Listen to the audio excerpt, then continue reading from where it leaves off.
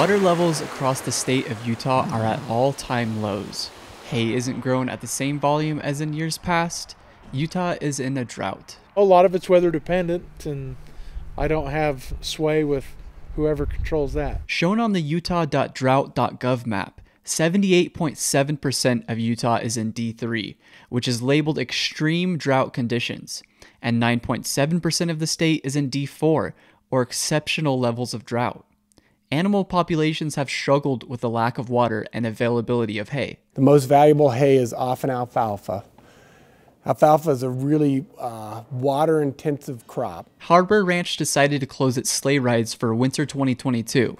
With a shortage of hay production in 2021, what would normally be close to 250 tons of hay for the ranch ended up being closer to 50 tons. The decision had to be made how to allocate the hay that they do have. We started looking in August and September saying, okay, this is the amount of hay we have. And what is the best use of that hay? Out here where it's dry and you're using irrigation water, it can negatively influence fish. I'm here at Logan River at the mouth of Logan Canyon.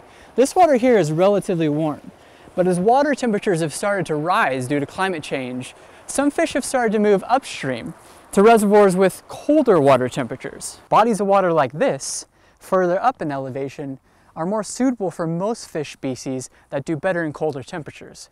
Experts say as the water levels start to drop, fish moving upstream could start to be more of a common occurrence. Bull trout, which is one of the most cold stream dependent, will end up with a really small place.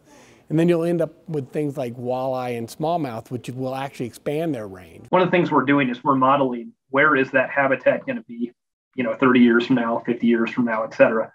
Because when you think into the future, one of the things that we may see is some lower elevation waters are going to be too warm for trout. But Roper says effects on fish migration due to climate change aren't just a problem for the future. In the Logan River, you got first, second, and third dam, so if they can come down, but they can't go back up. Fish aren't the only group of animals affected by climate change in Utah. Because of the lack of snow, deer and elk populations aren't sticking to their normal routine for the winter. Typically, this time of year, I'm used to having anywhere from 12 to 18 inches of snow on the ground and 300 to 500 animals out there on the meadow. And we might have about 50 that are kind of hanging out in the area, but they're not out here every day.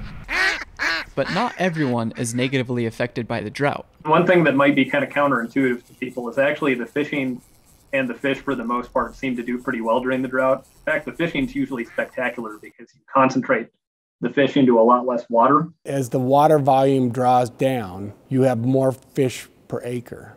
And so to a certain point, it can increase fishing success. Droughts, if they're not real prolonged, can actually be a very good thing. As climate change continues to make an impact on the rivers and reservoirs across the state, Roper believes the next challenge will be to decide which populations to prioritize. The next generation's task is where do we put money and effort into save fish species, right, the native fish species, and where do we decide it just not worth the expenditure. Dalton Renshaw, Cache Rendezvous.